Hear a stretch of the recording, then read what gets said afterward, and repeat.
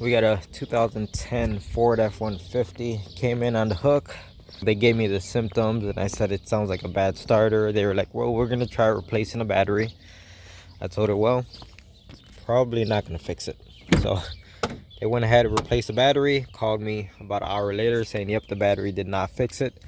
So let's put the key in, see what happens.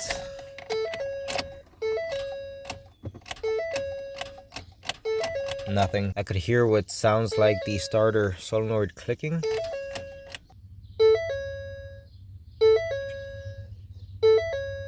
Alright, so I'm gonna assume this 2010 has the original starter on it. I put some cardboard down. Let's go ahead and slide underneath the truck. And it definitely looks just as old as everything else down here. So I'm gonna say this is the original starter. I am seeing some green crusties. So what we have to do is basically some voltage drop tests. We know the starter is getting power because we could hear the solenoid clicking down here, but we need to make sure the starter itself has a good ground and it's getting good power at that cable and we're not losing voltage. So that's gonna be the next step. So I told the owner when the truck gets towed in, make sure there's a brand new starter inside the truck, and there is, because chances are the starter on this thing is spanked, but we still have to do our test to verify that it is a starter before we go ahead replacing it. All right, so to do a voltage drop test on the positive side, we're gonna put one of our leads right here onto the battery positive. That should be fine right there. All right, so I'm using my scope because it has a larger screen and you guys can see it easier. Anyway, key in.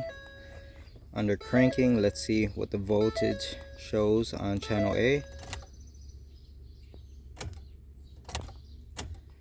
Not getting anything, which is weird. You know, just to verify that we are making a good connection, let's take our lead off of the positive side. We'll go over to the negative side. That should work. And our meter should be reading 12.5 volts or somewhere near there. And yes, you can see we got 12.6 volts. Sorry guys, I know the glare is killing us today. All right, so that means we do have a good connection down there underneath the truck at the starter. So let's go ahead and put this back to the positive side. Right there. All right, so now I'm seeing something. You can see it says 0.2. That's what I was expecting to see, something, not just straight up zero. So let's put the key in and let's hold the crank and crank and let off the key, crank again,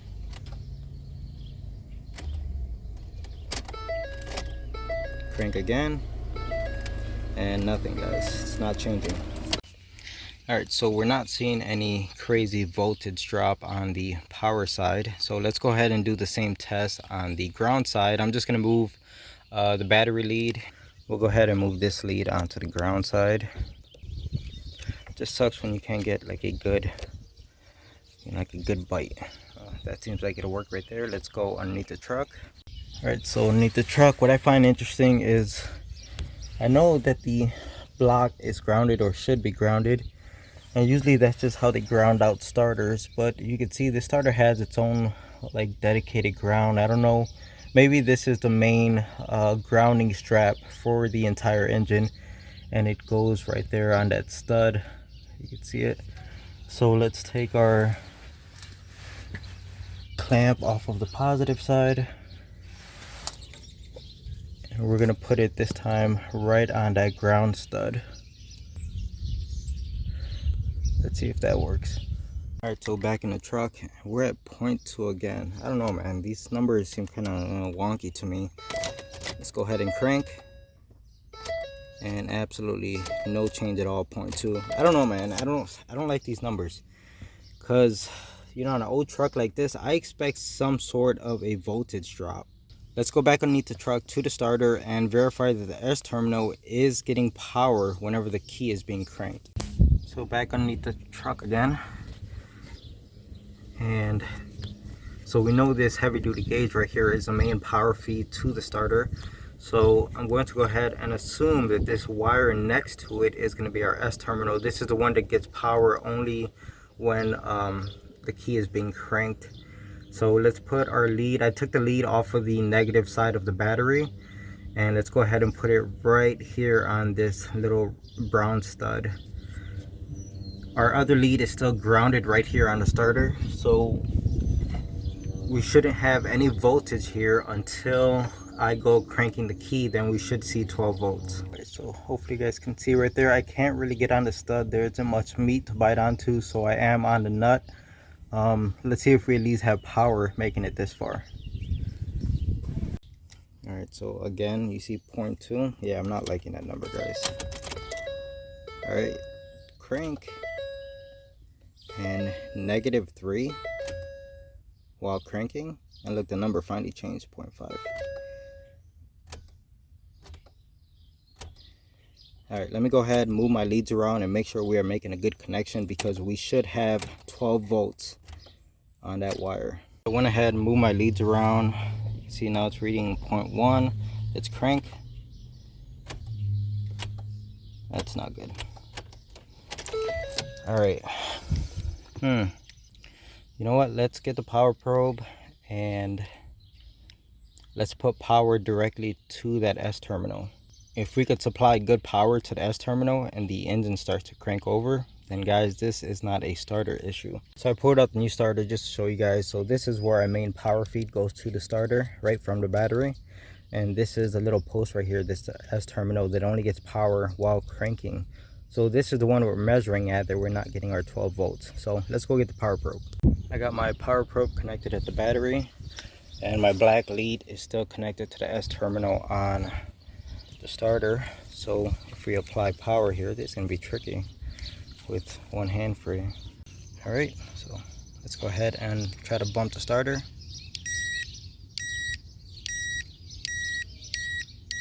Absolutely nothing. All right, so that did not work. Let's get this alligator clamp and wire out of the equation, go underneath the truck, and put power directly to that S terminal on the starter. Since we're underneath the truck with the power probe, we could just use it to see if the power probe can detect the ground. I turned off the beeping noise so you guys don't have to be annoyed by that. Okay, I'll touch it right on the body of the starter. It's showing the ground. And this is the power cable that goes directly to the battery right here. The one with all the green crushes on it. You can see initially the power probe picks up like ground on it, but if you mess around with it enough,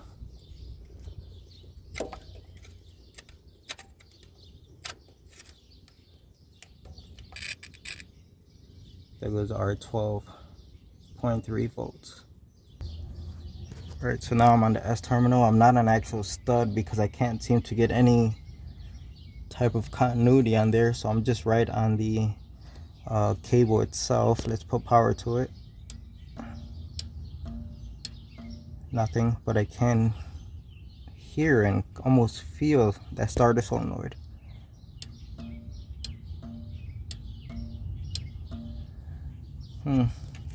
Guys, I think I'm just about done testing here. I'm not seeing anything that jumps out at me crazy. And looking at the condition of this starter and its age, I think you just got to go ahead and replace the starter on this. Enough beating a dead horse and wasting time here. Now this could turn into a nightmare really fast. I have a video on replacing the starter on our F150, and that turned into a real nightmare. So I'll put a link in the top right hand corner if you're interested in seeing that shit show and how it went. Hopefully this one goes way easier than our F150. So let's get started. Alright guys, so I managed to get the wires off of the starter, and even these things gave me hell to get them off. So we are not off to a great start. You can see I already have to bust out the penetrating fluid. Oh my goodness. Alright, fingers crossed that these bolts come out. Alright, so far so good. It's it's going significantly easier than our F-150. So this bolt with the stud is already free. I just torqued it back down. Not torqued it, I just kind of put it in finger tight so the starter doesn't eventually fall out and hit me in the face. The second bolt that goes right here on this boss, that one's completely removed.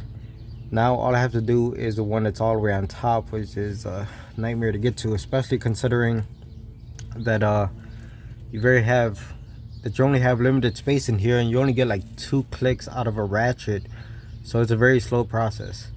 Anyway, like I said, it's still going way easier than our F-150, so I'm counting my blessings and just pushing through it. All right, so I got all 3 of the bolts out. The one that's a pain in the butt to get to, the one way back here, once it cracked free, it actually came out relatively easy compared to the first 2. Maybe because it's higher up, it sees less corrosion. But let's see if the starter just falls out or not. Ugh.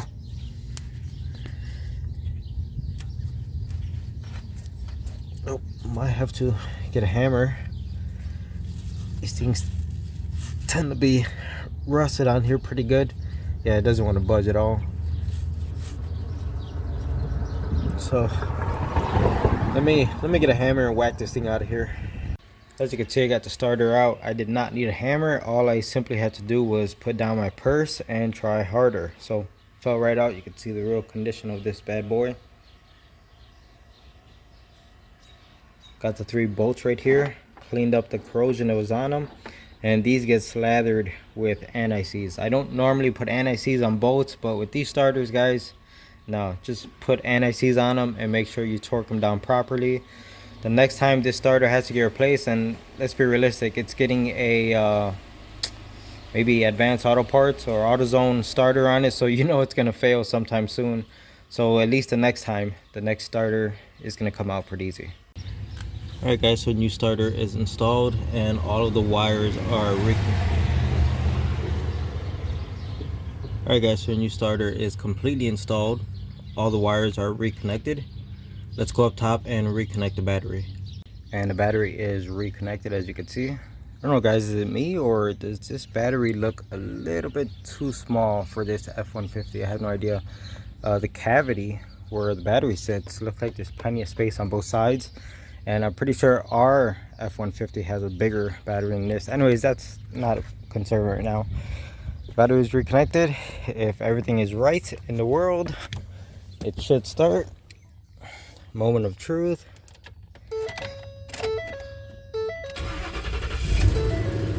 Yay!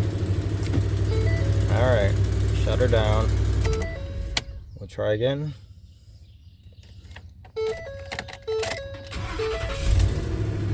Nice.